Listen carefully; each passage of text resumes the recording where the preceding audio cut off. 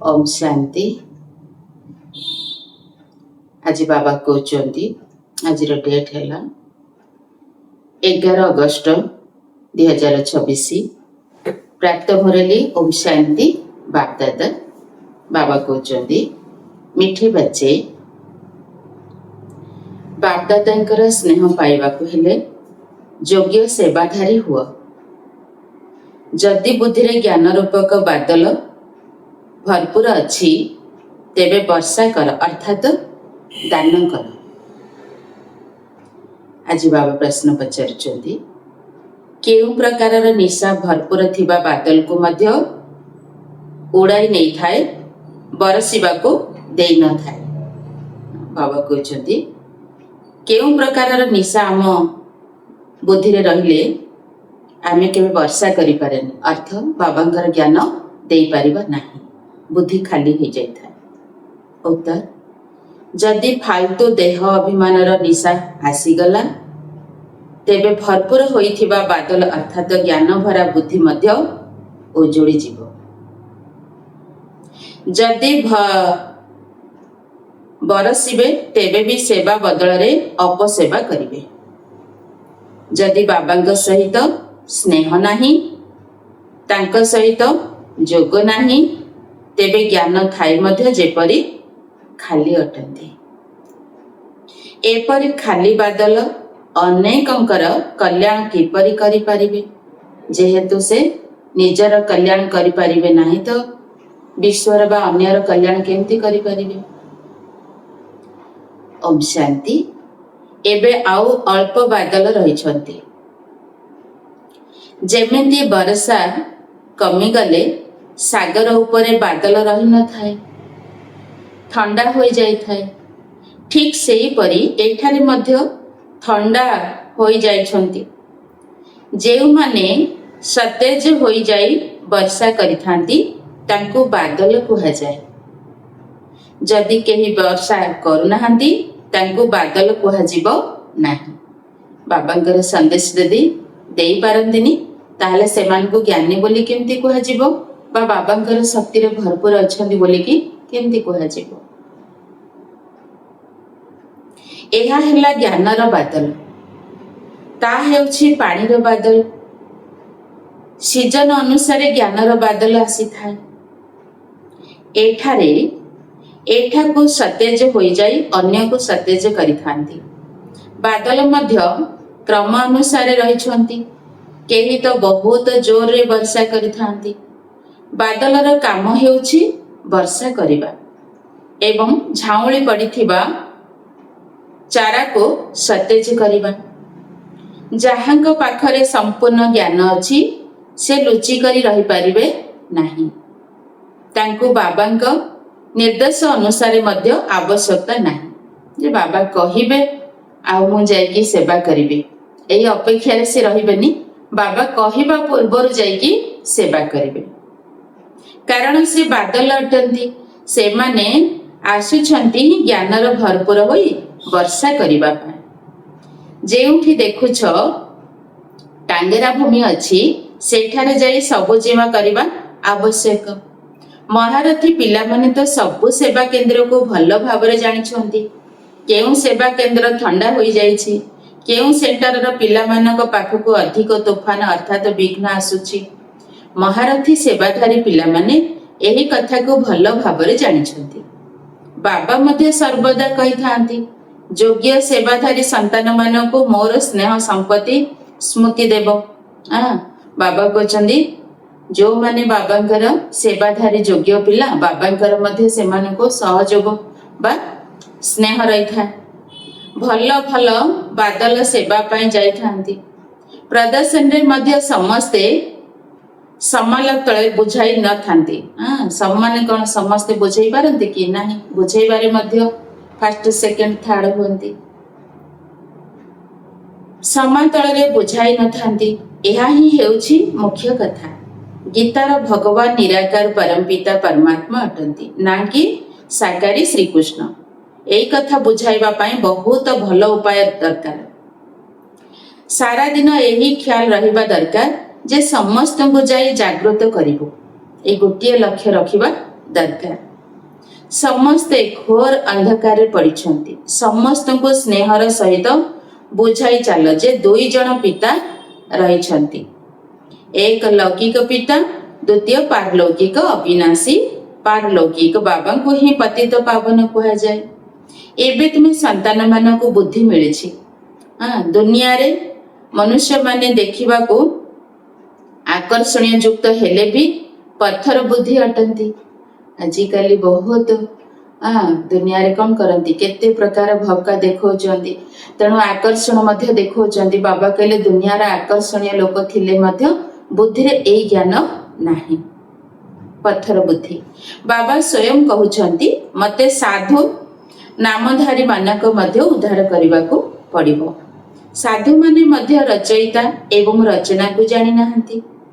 सत्य युग ठारे पुणी एही ज्ञान लुप्त प्राय हो जाउछि, किंतु एक कथा केही हेले जानी नाहंती। शास्त्र रे एही ज्ञान ही नाही। समस्ते शास्त्र पढ़ंती किंतु शास्त्र रे ज्ञान नाही तो जानिबे केमती? एहा द्वारा कहार सद्गति होई पारिबो नाही। शास्त्र द्वारा कहार भी सद्गति होई पारिबो नाही। गीतार बहुत मान थिले मध्य ताहा हेउछि भक्ति मार्गर। बाबा तो पतित पावन, से आसी राजयोग शिखाउछंती, तेणु निश्चय राजत्व करबा पई नुआ दुनिया दरकार। बाबा ही आसी राजयोग शिखाइबे। एक कथा भी वर्तमान तुमे जानिछ, कहीं आमको बाबा बसी पाठ पढ़ाउछंती, तेणु बाबा कहले तुमे जानिछ, बाकी तो दुनिया जानि नाहंती। जाहाको कल्प पूर्वरु बुझाइथिबे तांको ही वर्तमान बुझाइले पुणी से माने बुझिबे। एही लड़ाई सेई भली नुहे जेमिति सर्वदा होई आसीछि। 8-10 वर्ष चाली पुणी बंद होई जिवो।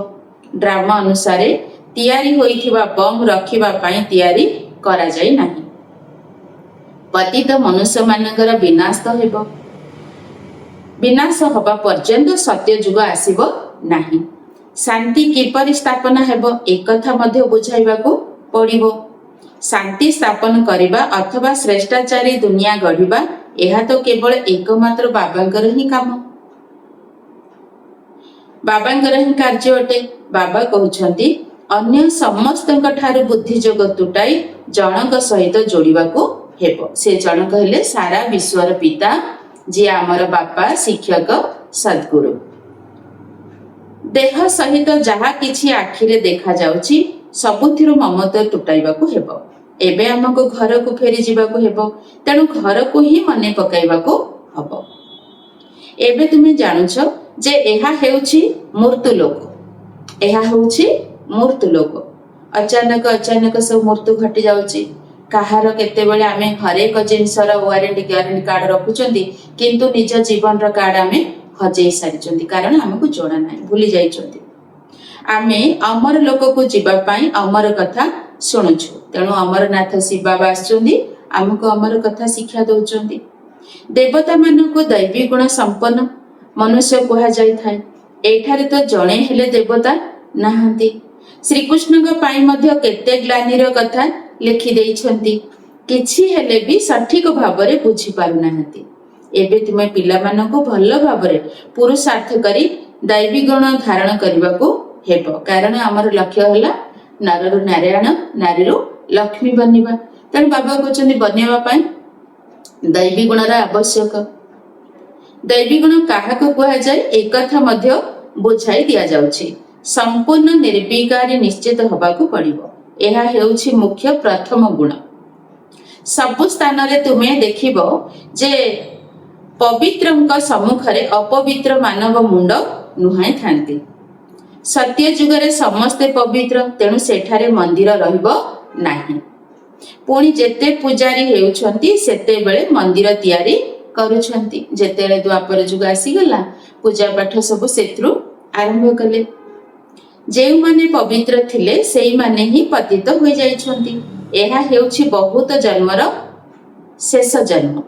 बाबा कहउछंती एही पुराना दुनिया और पुराना शरीर को मध्य भूलिबाकू पड़िबो, कारण ए दुनिया को आमे छाड़िबा, ए शरीर को भी छाड़िबा। एही दुनिया ही रहिबो, किंतु ये नरक तुल्य भारत परिवर्तन हबो आ स्वर्ग आसीबो।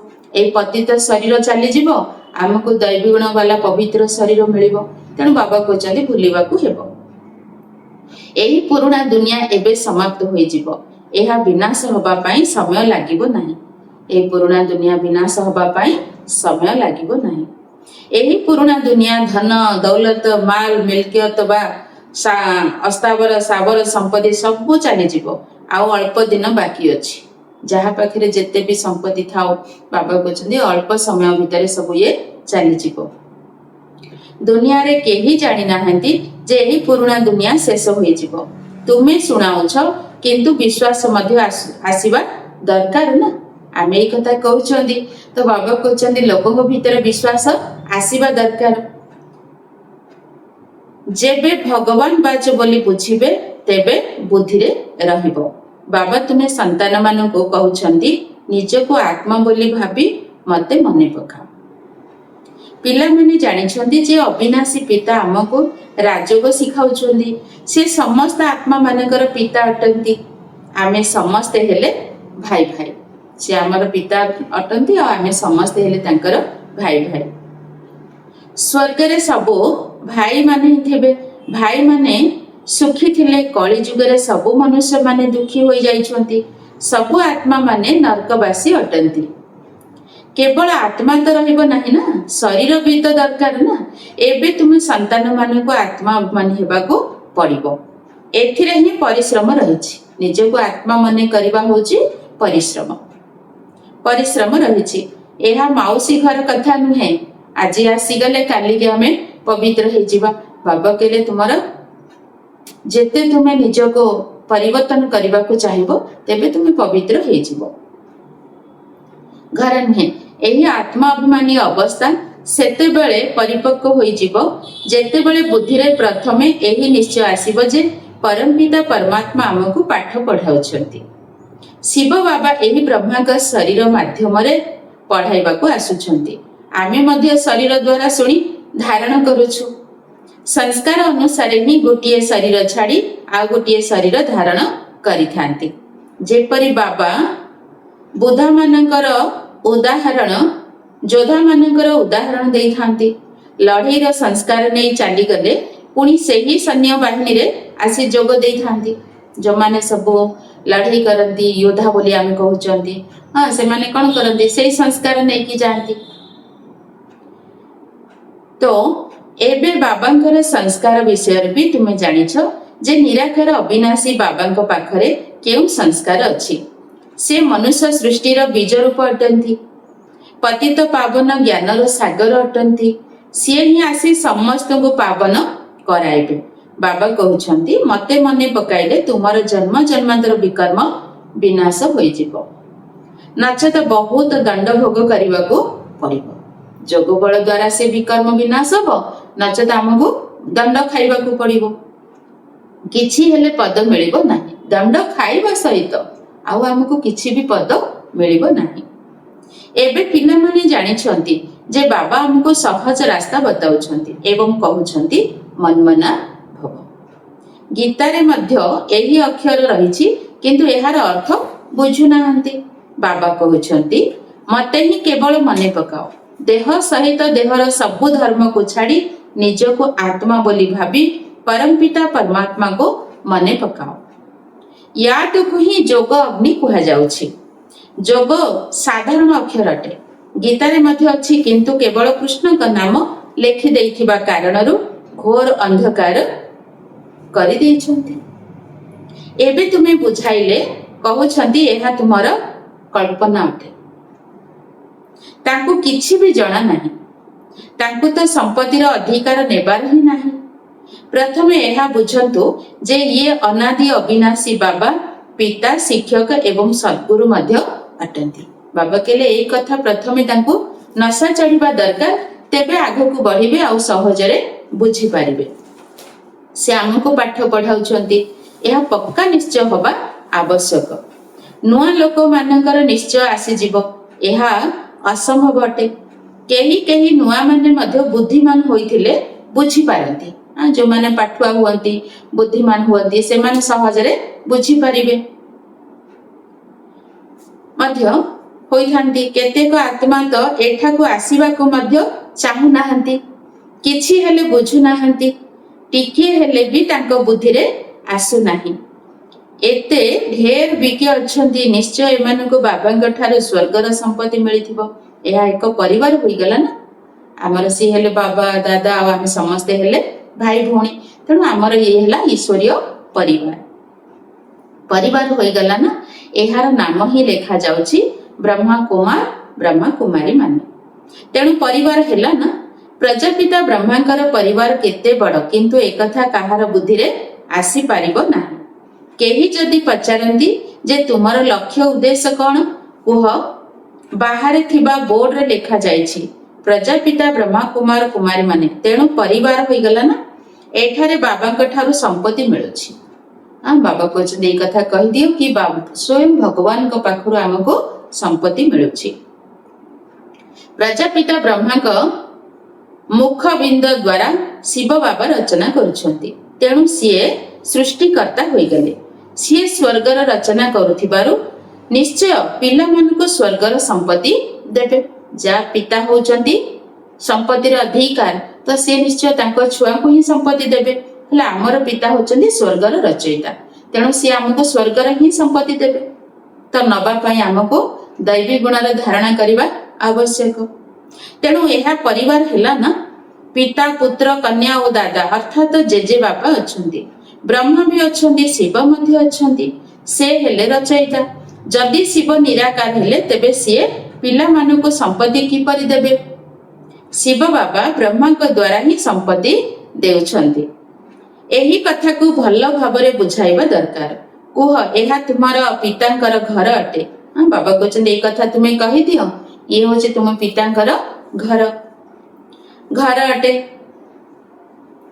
ଏହାକୁ ରୁଦ୍ର ଜ୍ଞାନ ଯଜ୍ଞ କୁହାଯାଉଛି। ଆମେ ବ୍ରାହ୍ମଣ ଅଟୁ, ବାବାଙ୍କ ବ୍ୟତୀତ ଆଉ କେହି ରାଜଯୋଗ ଶିଖାଇ ପାରିବେ ନାହିଁ। ଗୀତାରେ ମଧ୍ୟ ଅଛି ନା, ମନ୍ମନା ଭବ ଅର୍ଥାତ୍ ମତେ ମନେ ପକାଅ। ତେଣୁ ଆମେ ସେହି ଏକ ବାବାଙ୍କୁ ହିଁ ମନେ ପକାଉଛୁ।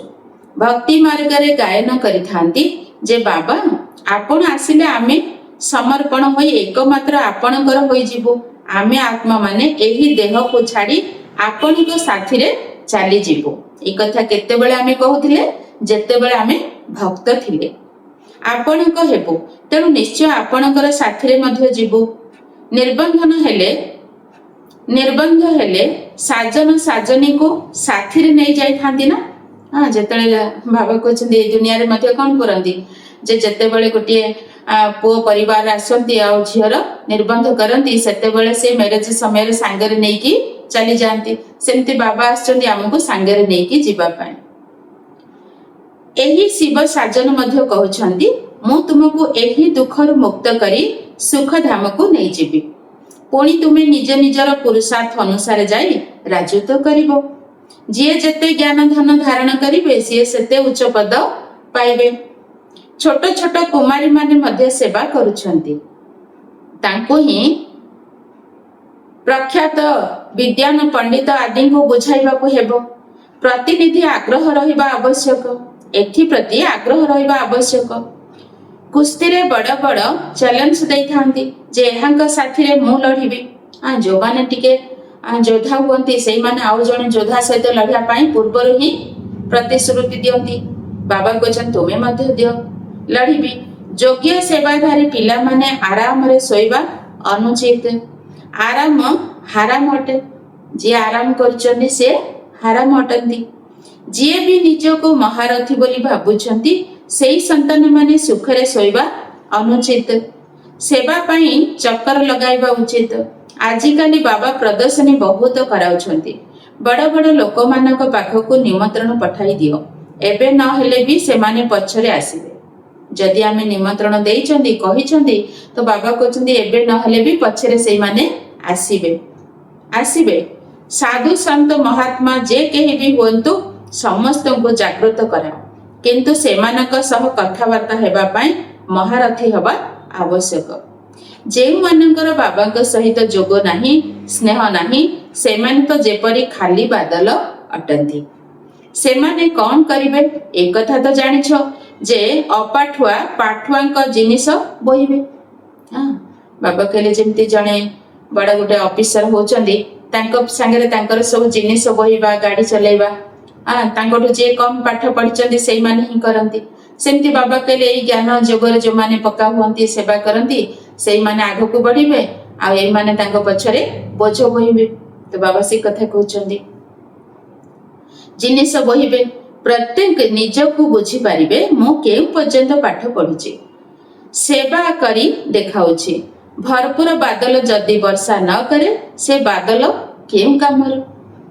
ପ୍ରତ୍ୟେକ ନିଜେ ବୁଝିବା ଦରକାର। ବ୍ୟର୍ଥ ଦେହ ଅଭିମାନରେ ନିଶାରେ ରହିଲେ ସବୁବେଳ ପାଇଁ ଉଚ୍ଚ ପଦ ହରାଇ ବସିବେ। ବାବାଙ୍କର ସେବାରେ କେବେ କେତେ ଆଗ୍ରହ ରହିଛି। ସରକାରଙ୍କୁ ବୁଝାଇବା ଦରକାର ଯେ ଆମକୁ ହଲ୍ ଦିଅନ୍ତୁ, ଯେଉଁଠି ଆମେ ରୁହାନୀ ସେବା କରି ମନୁଷ୍ୟମାନଙ୍କୁ ଦେବତା କରାଇବୁ। ବାବା ଆସିଛନ୍ତି ରାଜଯୋଗ ଶିଖାଇବା ପାଇଁ, କିନ୍ତୁ ଯଥାର୍ଥ ଭାବେ ବୁଝାଇବା ଦରକାର। ଯିଏ ଭାଷଣ କରିବା ଜାଣିନାହାନ୍ତି ସିଏ ବୁଝାଇ ପାରିବେ ନାହିଁ, ସିଏ ଉଚ୍ଚ ପଦ ମଧ୍ୟ ପାଇପାରିବେ ନାହିଁ। ଉଚ୍ଚ ପଦ ସିଏ ପାଇପାରିବେ ଯିଏ ସେବା କରିବେ। ବାବା କହିଛନ୍ତି ଉଚ୍ଚ ପଦ ସିଏ ପାଇପାରିବେ ଯେଉଁମାନେ ସେବା କରନ୍ତି। ବିଖ୍ୟାତ ଲୋକମାନଙ୍କୁ ଲେଖ ଯେ ଏହି ଜ୍ଞାନ ବିନା ଭାରତ ଅଥବା ଦୁନିଆର କଲ୍ୟାଣ ହୋଇପାରିବ ନାହିଁ। ମୁଖ୍ୟ ହେଉଛି ପାଠ ପଢା। ଏହି ଲକ୍ଷ୍ମୀ ନାରାୟଣ ମଧ୍ୟ ପାଠ ପଢିବା ଦ୍ୱାରା ହିଁ ଏହିପରି ଉଚ୍ଚ ରାଜପଦ ପାଉଛନ୍ତି ନା। ଏମାନେ ପୂର୍ବ ଜନ୍ମରେ ରାଜଯୋଗ ଶିଖିଥିଲେ। ଆମେ ମଧ୍ୟ ଏଠାରେ ଏବେ ପାଠ ପଢୁଛୁ। ସ୍କୁଲରେ ବିଦ୍ୟାର୍ଥୀମାନେ ଜାଣିଥାନ୍ତି ଯେ ଆମେ ଏହି ପରୀକ୍ଷାରେ ଉତ୍ତୀର୍ଣ୍ଣ ହୋଇ ପୁଣି ଏହିପରି ହେବୁ। ଏହି ଜ୍ଞାନ ତୁମକୁ ମିଳୁଛି, ତାହା ଏହି ଦୁନିଆ ପାଇଁ ନୁହେଁ। ତୁମେ ମଧ୍ୟ ପାଠ ପଢୁଛ ଭବିଷ୍ୟତ 21 ଜନ୍ମ ନିମନ୍ତେ, ପ୍ରାରବ୍ଧ ଗଢିବା ପାଇଁ। ସେମାନେ ଏହି ଜନ୍ମର ସୁଖ ପାଇଁ ପାଠ ପଢୁଛନ୍ତି। ତେଣୁ ଲୌକିକ ପାଠ ପଢିବା ସହିତ ଏହି ଶିକ୍ଷା ମଧ୍ୟ ଶିଖିବାକୁ ହେବ।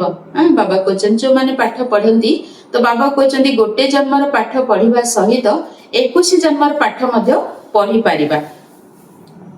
ଏହି ଶିକ୍ଷା ମଧ୍ୟ ଶିଖିବାକୁ ହେବ। ଏଥିରେ ଉଭୟ କୌଣସି କଥା ନାହିଁ। ବାବା କହିଲେ ଏଥିରେ ଭୟର କୌଣସି କଥା ନାହିଁ। ଆଧ୍ୟାତ୍ମିକ ଜ୍ଞାନ କାହିଁକି ଜାଗରଣ ନ କରିବା, ଚିତ୍ର ନେଇଯାଇ ବୁଝାଇବା ଦରକାର। କୁହ ଜ୍ଞାନ ସମସ୍ତଙ୍କ ନିମନ୍ତେ ବହୁତ ଆବଶ୍ୟକ, କିନ୍ତୁ ପିଲାମାନେ ବର୍ତ୍ତମାନ ଏଥିରେ ଦମ୍ଭ ଦେଖାଉନାହାନ୍ତି, ଡରି ଯାଉଛନ୍ତି। ତେଣୁ ବାବା କହିଛନ୍ତି ଚାକିରିର ବୋଝ ମୁଣ୍ଡେଇଛନ୍ତି, ବନ୍ଧନ ମୁକ୍ତ ହୋଇଥିଲେ ସେବାରେ ଲାଗିଯିବା ଉଚିତ। ସମସ୍ତେ ଶ୍ରୀମତରେ ତ ଚାଲିବେ ନାହିଁ। ବାବା କହିଲେ ସମସ୍ତେ ବାବାଙ୍କର ଶ୍ରୀମତରେ ଚାଲିବେ ନାହିଁ। ମଝିରେ ମାୟାର ପ୍ରବେଶତା ହେଉଛି। କେତେକ ସନ୍ତାନଙ୍କର ବହୁତ ଆଗ୍ରହ ରହିଛି, କିନ୍ତୁ ନିଶା ଚଢୁନାହିଁ ଯେ ଆମେ ଯାଇ ଅନେକଙ୍କର କଲ୍ୟାଣ କରିବୁ। ତେଣୁ ବାବା ମଧ୍ୟ ବୁଝାଉଛନ୍ତି ଯେ ଯଦି ସକାଳ ସେବା ନ କଲ ତେବେ କଣ ହବ। ଯଦି ବାବା କହିଛନ୍ତି ଯଦି ତୁମେ ଯାଇକି ସେବା ନ କଲ ତେବେ କଣ ହବ, ତେବେ ଏତେ ଦ୍ୱନ୍ଦ୍ୱରେ ପଡିବା କଣ ଦରକାର। କହିପାରିବ ଯେ ଆମକୁ ତ ଭାରତର ଉଦ୍ଧାର କରିବାକୁ ହେବ। ସତ୍ୟ ବା ଶ୍ରେଷ୍ଠ ସେବା କରି ମନୁଷ୍ୟମାନଙ୍କୁ ଦେବତା କରିବାକୁ ପଡିବ। ବାବାଙ୍କୁ ତ ଆଶ୍ଚର୍ଯ୍ୟ ଲାଗୁଛି, ନିଶା ଚଢୁନାହିଁ। ସେଥିପାଇଁ ବାବା କହୁଛନ୍ତି ଏମାନଙ୍କର ବୁଦ୍ଧି ରଜଗୁଣୀ ଅଟେ। ଯେଉଁମାନେ ବାବାଙ୍କର ସେବା କରନ୍ତି ନାହିଁ ଆଉ ମନ ଭିତରେ ନଶା ବି ଚଢୁନି, ବାବାଙ୍କୁ ପ୍ୟାର ସେ ୟାଦ କରୁନାହାନ୍ତି, ପଢାଇ ଉପରେ ଧ୍ୟାନ ଦିଅନ୍ତିନି, ତ ବାବା କହୁଛନ୍ତି ଏମାନେ ହଉଛନ୍ତି ରଜଗୁଣୀ। ବହୁତ ଭଲ ସୁଯୋଗ ରହିଛି। ଏହିପରି ଅନେକ ଅଛନ୍ତି ଯାହାଙ୍କର ଜ୍ଞାନର ଅହଙ୍କାର ରହିଛି, କିନ୍ତୁ ବହୁତ ଅପସେବା କରୁଛନ୍ତି। ଏହି କଥା ତ ଗୁଡ ଜଣା ଜଣେ ଅର୍ଥାତ ଶିବ ବାବା ଆଉ ବ୍ରହ୍ମ ବାବା ଜାଣିଛନ୍ତି। ରାହୁଙ୍କ ଗ୍ରହଣ ଲାଗି ଯାଉଛି, ବୃହସ୍ପତିର ଦଶା ଓହ୍ଲାଇ ରାହୁର ଦଶା ପଡିଯାଉଛି। ବର୍ତ୍ତମାନ ଦେଖୁଛ ଭଲ ସ୍ଥିତି ରହିଛି, ପୁଣି ଦେଖିବ ତ ଖରାପ ଗ୍ରହ ପଡିବାକୁ ସ୍ଥିତି ବିଗିଡି ଯାଉଛି। ପିଲାମାନଙ୍କୁ ତ ବହୁତ ବାହାଦୁର ହେବାକୁ ପଡିବ, କଷ୍ଟ କରିବାକୁ ହେବ। ଆମେ ଏହି ଭାରତକୁ ସ୍ୱର୍ଗବାସୀ କରି ଛାଡିବୁ। ତୁମର ଧର୍ମ ହେଉଛି ନର୍କବାସୀକୁ ସ୍ୱର୍ଗବାସୀ, ଭ୍ରଷ୍ଟାଚାରୀକୁ ଶ୍ରେଷ୍ଠାଚାରୀ କରିବା। ବାବା ଉମଙ୍ଗ ଉତ୍ସାହ ତ ବହୁତ ଚଢାଉଛନ୍ତି, କିନ୍ତୁ ପିଲାମାନଙ୍କ ଠାରେ କ୍ରମ ଅନୁସାରେ ଚଢୁଛି। ବାବା ସବୁ ପ୍ରକାର ବୁଝାଉଛନ୍ତି, ସବୁ ପ୍ରକାର ପାଠ ପଢଉଛନ୍ତି ତଥାପି ପିଲାଙ୍କ ଉପରେ କ୍ରମ ଅନୁସାରେ ନମ୍ବର ଅନୁସାରେ ଚଢୁଛି। ଆଚ୍ଛା, ମିଠା ମିଠା ଶିଖିଲା ଦେ ସନ୍ତାନ ମାନଙ୍କ ପ୍ରତି ମାତ ପିତା ବାପ ଦାଦାଙ୍କର ମଧୁର ସ୍ନେହ ଭରା ସ୍ମୃତି ଏବଂ ସୁପ୍ରଭାତ। ଆତ୍ମିକ ପିତାଙ୍କର ଆତ୍ମିକ ସନ୍ତାନ ମାନଙ୍କୁ ନମସ୍ତେ। ନମସ୍ତେ ବାବା, ନମସ୍ତେ। ଧାରଣା ପାଇଁ ମୁଖ୍ୟ ସାର। ପ୍ରଥମ ପଏଣ୍ଟ, ବନ୍ଧନ ମୁକ୍ତ ହୋଇ ଭାରତର ସଚ୍ଚା ସେବା କରିବାକୁ ହେବ। ଯଦି ବି ବନ୍ଧନ ଅଛି ତ ବାବା କହୁଛନ୍ତି ନିଜେ ଚାହିଁବା ବନ୍ଧନରୁ ମୁକ୍ତ ହେଇକି ଭାରତର ସେବା କରିବା। ରୁହାନୀ ଅର୍ଥାତ ଆତ୍ମିକ ସେବା କରି ମନୁଷ୍ୟକୁ ଦେବତା କରିବାକୁ ହେବ। ମନରେ ଜ୍ଞାନର ଗର୍ବ ଆସିବା ଉଚିତ ନୁହେଁ। ଆତ୍ମିକ ନିଶାରେ ରହିବାର ଅଛି। ମୋ ଭିତରେ ଏତେ ଜ୍ଞାନ ଅଛି, ମୁଁ ଏତେ ଲୋକଙ୍କୁ ବୁଝେଇ ପାରୁଛି, ତ ବାବା କହିଲେ ଏଇ ଗର୍ବ ନ ଆସିବା ଦରକାର। ଆତ୍ମିକ ସ୍ଥିତିରେ ରହିକି ବାବାଙ୍କର ସେବା କରିବା। ନମ୍ବର 2, ନିଶ୍ଚୟ ବୁଦ୍ଧି ହୋଇ ପ୍ରଥମେ ନିଜର ଅବସ୍ଥାକୁ ପରିପକ୍ୱ କରିବାକୁ ହେବ। ଦେହ ସହିତ ଯାହା କିଛି ଦେଖୁଛ ସେଥିରୁ ବୁଦ୍ଧି ଯୋଗ ତୁଟାଇ ଏକମାତ୍ର ବାବାଙ୍କ ସାଥିରେ ଯୋଡ଼ିବାକୁ ହେବ। ଆମେ ଜାଣିଛନ୍ତି ଏଇ ଆଖି ଦ୍ୱାରା ଆମେ ଯାହା ବି ଦେଖୁଛନ୍ତି ସେ ସବୁ ବିନାଶ ହବ, କିନ୍ତୁ ଏଇ କାନ ଦ୍ୱାରା ବାବାଙ୍କ ପାଖରୁ ଆମେ ଯାହା ଶୁଣୁଛନ୍ତି ତାକୁ ଜୀବନରେ ଧାରଣ କରିବା, ତେବେ 21 ଜନ୍ମର ପ୍ରାରବ୍ଧ ବନିବ। ତେଣୁ ବାବା କହିଲେ ବୁଦ୍ଧିର ସହିତ ସେ ସବୁ ଭୁଲିଯାଅ। ତୁମେ ଜାଣିଛ ଏସବୁ ଦେଖୁଛୁ ଆମେ ବିନାଶ ହବ, ତ ଭୁଲିଯିବା ଦରକାର। ନଚେତ ଆମକୁ ଲାଷ୍ଟ ସମୟରେ ବହୁତ ପଶ୍ଚାତାପ କରିବାକୁ ପଡ଼ିବ। ଅନୁତାପ କରିବା ବଦଳରେ ଭୁଲିଯିବା ଭାରି ସହଜ। ଆଜିର ବରଦାନ ବାବା ଦଉଛନ୍ତି, କହିବା ଏବଂ କରିବା ଏବଂ କହିବା ଏହି ଦୁଇଟି ଯାକକୁ ସମ୍ମାନ କରି ମନରେ ସେବା କରୁଥିବା ସଚ୍ଚା ସେବାଧାରୀ ଭବ। ବାବା ଆଜି ବରଦାନ କହିଲେ, କରିବା ଏବଂ କହିବା ଏହି ଦୁଇଟି ଯାକକୁ ସମାନ କରି ଉଚ୍ଚ ମନର ସେବା କରୁଥିବା ସଚ୍ଚା ସେବାଧାରୀ ଭବ। ସର୍ବଦା ଧ୍ୟାନ ରହୁ ଯେ ପ୍ରଥମେ କରିବା ତାପରେ କହିବା।